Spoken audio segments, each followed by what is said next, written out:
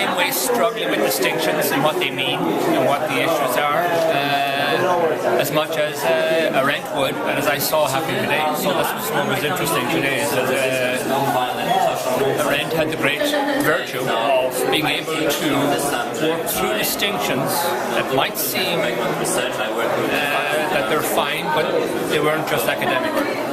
And she showed how they were relevant to everyday life while she was working through distinctions.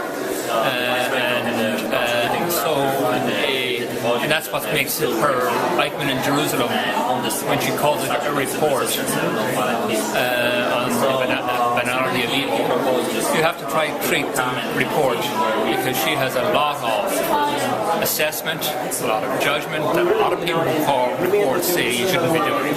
So she's much more, a robust sense of what a report is. That includes assessment and judgment and critique, and people who normally see report as objective and therefore detached. And so I saw some of those issues coming out today, and I thought there's some very interesting, especially that distinction that I had felt myself, but Peg Birmingham brought up between moral action and political action, that they're very different. Timing is perfect. I've been out occupying Oneonta, where I live, and some of the people are having a hard time getting the words that tell the truth in short terms, so that we don't mind being outsiders. And I just like the way it was explained. I like the definitions and the approach and the backing presentation of what the conference would be. And I really have enjoyed the conference thus far, and I'm looking forward to the rest of it. It's important in this day and age for someone to be here, like President Boston said, to be able to be all right with being the outsider who is ready to stand for the truth. And why do you believe that it's timely now? What is it about the world today that makes this conference timely? Because we're totally in a think-speak era, and politics is anything. They want to have an organization that's going to be telling a lie that they don't want us to know is a lie. They call it the most truthful organization. They give it a name that's the opposite of what it really is. And so this is helping us to understand where we are, and helping interested people and the lay people to understand where we are with truth in politics and opinion rather than fact, and how politics and fact, really opinion, are leading as politics as fact. Okay, so I mean, do you believe it's a technical question of the use of language or the abuse of language, or do you believe it's much more deep-seated that, like, politics and truth have just parted company? Well, I think it's a deep philosophical and a planned action. And I'm also concerned about education and the way education was brought up. My granddaughter went to the Sudbury School where there was no curriculum, and now she's in her second year of college, and she knows who she is, and she knows how to ask questions, and she knows that if she wants to find out something, she has a right to do it.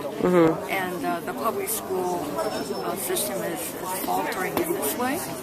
And I had a question about texting, but there was not a time to bring that up, because I know I can write TTYL and oh my OMG and all those, because I text my grandchildren, but I see that as a deterioration of language.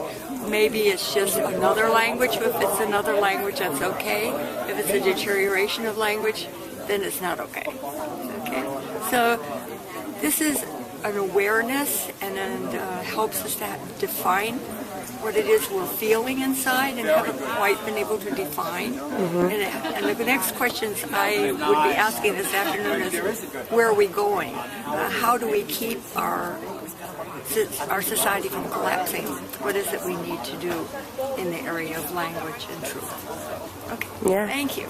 And do you believe that, as Hannah Arendt says, democracy and truth, or politics and truth, have parted company? Oh, yeah, certainly. Certainly. And why do you think that it would be? Well, it's as was discussed this morning, the debasement of language the use of bromides and language which poorly describes reality. It seems to be difficult to get at the truth. A lot of people from all sectors of the political spectrum believe that now, I think. And do you think that, it would be good to have a truth teller? Do you think that this conference should be calling for more truth tellers? Come along in our history. They're rare, but Upton Sinclair, The Jungle, told the truth about the meatpacking industry. Rachel Carson's book told the truth about pesticides. Michael Harrington's Other America told the truth about poverty. Naomi Oreskes told the truth about science. So when the truth tellers come along, it's a siren call to listen carefully. And it doesn't happen every day. The risks are very high. But we've had truth tellers, and they're essential.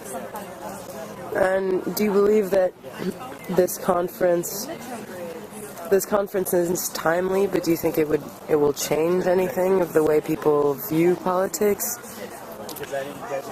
Well, politics is a mass phenomenon. Okay, then specifically American liberal democracy. 300 people here, and we're talking about millions and millions. It's mass politics.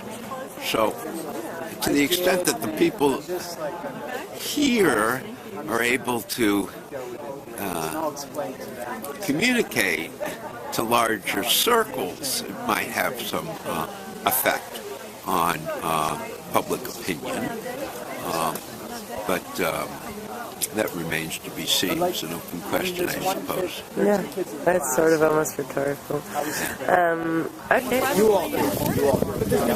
Thing to happen. It's very rare, and I'm extremely grateful for this opportunity to even consider the idea of truth and fact in today's life, because I'm having a lot of difficulty with that.